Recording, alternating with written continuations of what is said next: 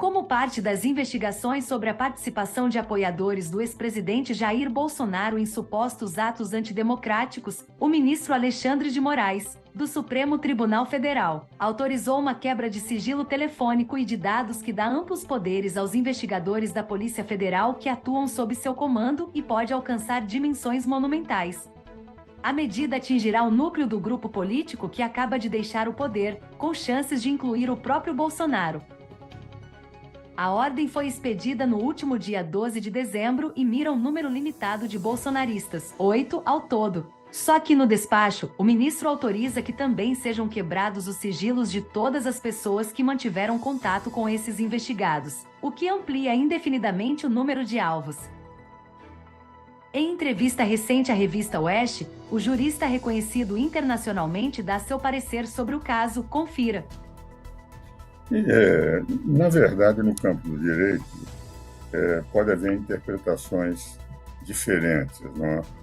Eu, afinal, sou apenas um professor de direito e o Alexandre, ele é ministro da Suprema Corte, mas nós divergimos completamente nesse ponto. Eu não vejo como fazer uma investigação com tal abrangência, atingindo, e se fala desde 2017. Pode-se imaginar, por exemplo, que uma delas seja a deputada Carla Zambelli.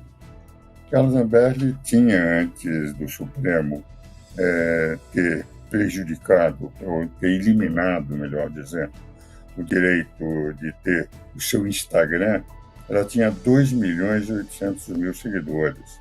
O que vale dizer, de 2017 até agora, ela deve ter recebido ligações de telefone de uma enormidade de brasileiros. O que vale dizer, quando se vai investigar todos os elementos que tiveram algum contato, sem saber que tipo de contato, nós estamos estendendo para uma multidão de brasileiros em que só esta investigação vai corresponder, estou convencido, à população de mais de metade de todos os municípios do Brasil.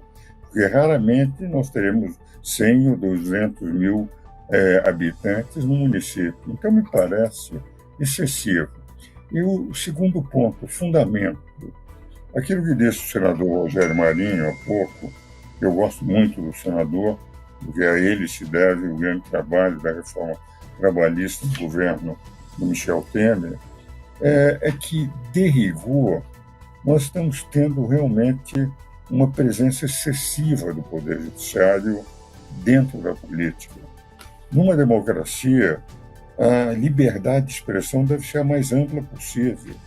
E o artigo 53 da Constituição declara que essa liberdade de expressão é inviolável, sem qualquer tipo de restrição. O Supremo é que criou uma restrição, dizendo que a Lei de Segurança Nacional se opõe ao artigo 53, criando uma exceção que não está no artigo 53. E no momento em que eu passo a definir o que seja a liberdade de expressão, e essa liberdade de expressão, o que democraticamente pode ser dito, passa a ser um conceito não definido pelos representantes do povo, eleito por 150 milhões de brasileiros, para por 11 pessoas eleitas por um homem só, que é o presidente da República, nós passamos a ter uma democracia em que, de rigor, é o poder que diz o que se pode dizer, o que se deve pensar. É evidente que isso, a mim, como um velho professor de direito, se incomoda muito. E, mais do que isso, o próprio ministro Alexandre de Moraes, com quem eu tenho escritos, participei de bancas de doutoramento, quando presidiu a Comissão de Reforma Política da OAB de São Paulo, ele era membro da minha comissão e trabalhou muito bem, que é um grande jurista. O Alexandre de Moraes, os livros que ele escreveu, dos comentários à Constituição, verdadeiro best-seller, e o Alexandre de Moraes, que eu vejo hoje no Supremo, uma interpretação cada vez mais restritiva da liberdade de expressão, uma interpretação cada vez mais declarada do que ele entende que seja a democracia, apesar de não ter sido eleito pelo povo, ser apenas um ministro indicado por um homem, que é o presidente da República, mas não tendo feito o teste da eleição, do eleitorado, saber qual é a opinião do povo brasileiro, isso me preocupa muito. Vale dizer, eu continuo citando o Alexandre de Moraes antes de ser ministro do Supremo. Os excelentes livros que ele escreveu, onde nós encontramos, por exemplo, na liberdade de expressão, quando ele comenta o artigo 220 da Constituição, do artigo 1º, e diz qualquer censura à liberdade de expressão, ele manifesta inconstitucionalidade. Isso que está no texto de comentário do ministro Alexandre de Moraes, numa das edições anteriores à sua posse como ministro da Suprema Corte. Então, eu vejo, num momento, uma situação, enfim, que a mim me preocupa, porque, de rigor, nós passamos a viver um momento em que 60% do eleitorado não votou no presidente Lula. O presidente Lula teve 40% do eleitorado, o presidente Bolsonaro 39% e 60% não votou nele. Em 150 milhões de eleitores, houve uma diferença de 2 milhões. O que fez o ministro de Defesa, no momento em que deu posse ontem aos generais, algo que me pareceu de um bom senso extraordinário. Não os conheço, escolhi aqueles que estavam em último lugar, que estavam há mais tempo como generais de exército ou oficiais de 4 estrelas. E mais do que isso, acho que as manifestações democráticas elas vão desaparecer naturalmente, dizendo que até familiares estavam em demonstrações. O que vale dizer, criando um ambiente de distensão, que é o que o Brasil precisa nesse momento, e não de aumento de tensão. Para o próprio governo do presidente Lula, não considero que isso seja positivo. Ele está precisando, nesse momento, de pacificação nacional para governar, e não é com um aumento de tensões, de todos sentindo uma necessidade de combater, no momento em que o conceito de democracia passa a ser assim, tão, enfim, atingido na medida em que não é a liberdade absoluta de expressão que todos nós temos, que pode haver as ações competentes, que é no máximo de indenização por danos morais, entende que aquilo está no inciso 4 do artigo 5º, do artigo 5º da Constituição. O que nós vemos é que essas tensões continuam. Continuando as tensões, nós temos uma parte do corpo, uma parte do eleitorado brasileiro que é quase tão grande quanto o eleitorado do presidente Lula e não concorda com isso. Não acho que seja bom para a democracia. Doutor Ives, Augusto Nantan, muito obrigado por mais essa entrevista. É um prazer conversar com o senhor sempre. O que o senhor diz o senhor me lembra que é a voz da razão. O senhor está falando verdades evidentes.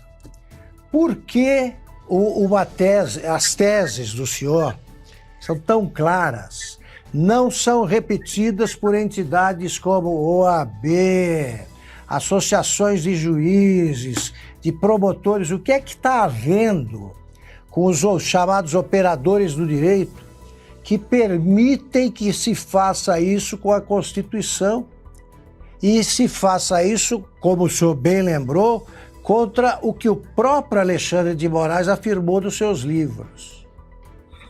Veja o seguinte, eu continuo dizendo aquele aspecto, que em direito nós podemos divergir. As minhas posições são de um intérprete, de um velho professor de direito que interpreta a Constituição como ele viu, participando de audiências públicas no processo constituinte. O que vale dizer, é diferente do ministro Alexandre. Agora, também o silêncio das instituições de classe me preocupa. Eu tenho, entretanto, a impressão que o Instituto dos Advogados de São Paulo, que eu presidi de 85 a 86 e que sou ainda o presidente do Conselho dos Ex-Presidentes, do Colégio dos Ex-Presidentes, na medida que sou o presidente mais antigo, decano do Instituto, no nível de presidência, pretende se manifestar para demonstrar que há necessidade de nós termos segurança jurídica. E a segurança jurídica não digamos, um só ministro definir qual é a realidade jurídica do país. Recentemente, a Suprema Corte tomou uma deliberação que me pareceu muito adequada, que nas questões importantes, relevantes, teria que prevalecer uma decisão colegiada e não mais a decisão monocrática. Ora, a meu ver, esse novo pedido do ministro Alexandre de Moraes, com todo o respeito que se deve ter como autoridade da Suprema Corte, ela não está respeitando aquilo que foi deliberado pela própria Suprema Corte. Eu não conheço o texto inteiro, conheço apenas a notícia dos jornais, mas isto é uma decisão de tal importância por abranger tantos brasileiros que todos os que tiveram contato, ou qual é um desses 8, podem ser investigados, podem ter a quebra do seu sigilo, pode ter, enfim, uma investigação sobre matéria que não tem nada a ver com a questão política, que isso deveria ser uma decisão colegiada da Suprema Corte, para se verificar se deveria dar a extensão ou não que se pretendeu dar. Eu mesmo discordo, desde sempre, inclusive, creio, meu caro e amigo e mestre Alexandre Augusto Nunes, em outros programas, em outras vezes, eu disse que, de rigor, eu entendo que o Supremo não tem que ter participação política. A função do Supremo é defender a lei, a participação política dos poderes representativos do povo. São só 2, o Poder Legislativo e o Poder Executivo. A Suprema Corte não representa o povo, representa a lei que não faz.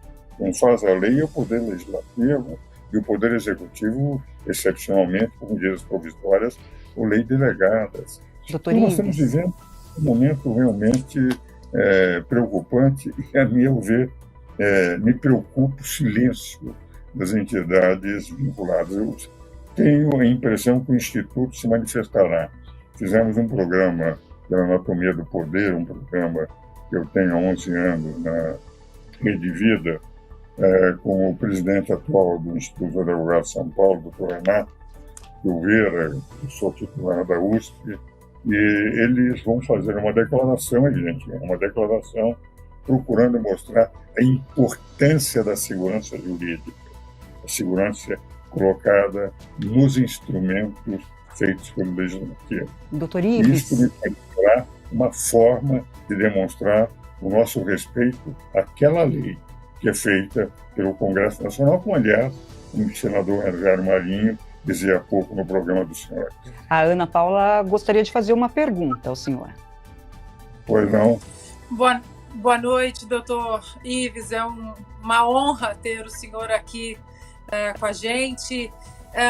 Doutor Ives, eu sou uma aficionada por ficar, apesar de não ter feito direito, eu fico lendo decisões do Supremo, fico lendo livros do senhor, artigos, e esses dias, exatamente, porque o senhor até mencionou no seu Instagram um antigo livro do Alexandre de Moraes, e como ali no livro dele ele defende a liberdade de expressão, inclusive, liberdade de expressão defendida por Alexandre de Moraes como ministro do STF na ADI 4451 de 2018, né, que protegia a liberdade de satirizar candidatos e a liberdade de expressão como um todo, mas nós temos visto que a liberdade de expressão ela vem sendo cerceada de maneira preocupante, dentre outras inconstitucionalidades cometidas pelo ministro. Doutor Ives, o que o senhor vê, qual a medida mais grave dessas inconstitucionalidades, como, por exemplo, prisões sem o devido processo legal, sistema acusatório que não é respeitado, interferência do STF em outros poderes? Nos últimos 2 anos, qual foi a medida que mais preocupou o senhor em relação a essas inconstitucionalidades cometidas pelo Alexandre de Moraes e por outros ministros do STF? Veja o seguinte, eu quero deixar bem clara a posição, Ana, e você sabe que também sou seu grande admirador desde os seus tempos de exercício com um grande atleta que foi representativa do Brasil. Veja o seguinte, Quando o Supremo Tribunal Federal decide por 6 votos a 5, e a sua decisão tem que prevalecer para o Brasil inteiro, 5 ministros não concordaram com a decisão dos 6. Consideraram que aquela decisão não era válida, mas perderam. Então, o que eu quero dizer é que a minha posição é de um professor de direito apenas. E eu acho que tudo, de rigor, mudou a partir de 2003. Antes nós tínhamos uma Suprema Corte, até 2002, uma Suprema Corte em que figuras como Moreira Alves, Sidney Santos, Elmar Galvão, Cordeiro eram elementos que marcavam, digamos, a importância da Suprema Corte, e era indiscutivelmente a instituição mais respeitada do Brasil. Os ministros do Supremo, quando passavam, quando iam à faculdade, e que chegavam, todos admiravam, todos aplaudiam, entende? Jornais respeitando, porque eles eram o que mandava a Constituição, guardiões da Constituição, guardiães da Constituição. O que vale dizer, representavam. No momento em que 3 ministros deixaram num único mês a Suprema Corte, que eram os ministros da instância, Galvão e Moreira Alves, que era tão grande ministro que todos diziam que o Supremo era o guardião da Constituição e o Moreira Alves era o guardião do Supremo. Nós tivemos uma mudança muito rápida da história do Supremo. Não era uma mudança e de vez em quando, tem que esperar 6 meses, 1 mês, mudava aqui, mudava lá. Eram 3 ministros que foram mudados de imediato. Mudou um pouco a perspectiva no governo Lula a partir de 2003. Mesmo assim, nós tivemos ministros como Carlos Aires, o Joaquim Barbosa, que levaram adiante os processos do Petrolão, do Mensalão, enfim, principalmente do Mensalão, o que representava ainda num exercício da Suprema Corte, já com um certo ativismo, mas procurando ficar nos limites da Constituição. Há, entretanto, uma mudança na Suprema Corte no momento em que nós passamos a ver a Suprema Corte sentindo que tem um papel também político. Queiram ou não queiram, a Suprema Corte hoje ela tem a sensação de que eles, ministros, eles têm a obrigação de interferir no processo político. E no momento que o Supremo como um todo aceitou essa concepção de que os 3 poderes são políticos, quando só 2 são políticos pelo artigo 1º da Constituição. O Supremo não é um poder, o Poder Judiciário não é um poder político. Mas eles, ministros, aceitaram a concepção de que eles são também políticos, passaram a intervir. Nós passamos a ver no processo eleitoral uma crescente atuação do Supremo Tribunal Federal interferindo, censura. A própria prisão do deputado Daniel Silveira, não concordo com nada do que ele disse, mas de rigor, se a Constituição colocou que é inviolável por qualquer manifestação. E aí nós temos uma manifestação dele deslocada, mas se ele era inviolável por qualquer, não pode haver exceção que a Constituição não permitiu, e principalmente de uma lei infraconstitucional, que é a Lei de Segurança Nacional, foi alegada. No momento em que eles censuraram, entende, meios de comunicação, quando a liberdade de expressão que caracteriza a democracia, John Hall, um grande autor americano da Universidade de Harvard, dizia, democracia se caracteriza por teorias não abrangentes, eu tenho que admitir teorias diversas de pensamento, e não apenas aquelas que o poder entende que devam ser apresentadas, porque as teorias abrangentes são próprias das ditaduras. No momento que passou a intervir, inclusive uma nítida viés de atingir redes conservadoras, pessoas conservadoras, sob a alegação da antidemocracia.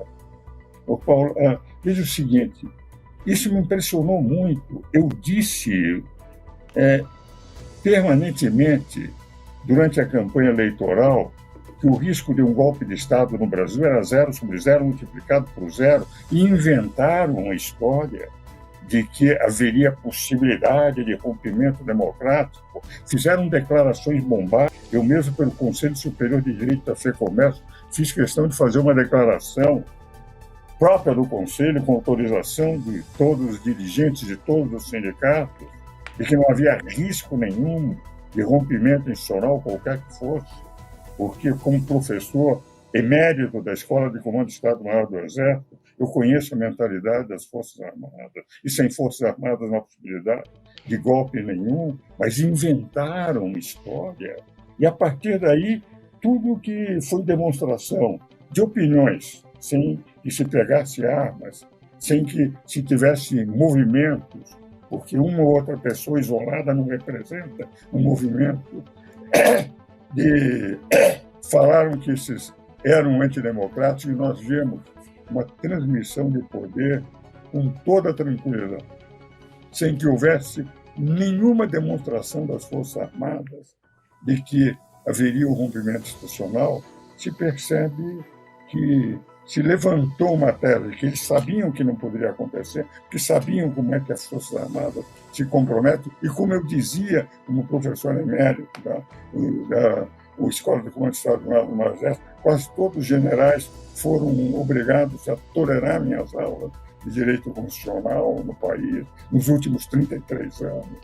E sabia perfeitamente que respeitariam a Constituição, mas se colocou. E aí apareceram os chamados atos antidemocráticos, que, enquanto fossem atos de expressão, a liberdade de expressão é absoluta. O que não se pode, evidentemente, fazer qualquer movimento armado, que nunca haveria a possibilidade no Brasil, e eu disse repetidas vezes. Então, eu tenho a impressão, o que aconteceu é que, no momento em que nós tivemos o Supremo assumindo um papel de que o Poder Judiciário também é poder político, que eu entendo que não está na Constituição, e eles entendem que está na Constituição, nesse momento nós passamos a ter uma intervenção, o que é pior. Doutor Ives. Senadores, o Senado e o Poder Legislativo Executivo são eleitos por 150 milhões de brasileiros, eles assumiram um poder político tendo sido eleitos por um homem só. Dr. Ives Gandra, nós agradecemos imensamente a sua participação aqui no programa. Tenha uma boa noite. Um grande abraço, tudo que é de bom para todos. Um abraço para o senhor.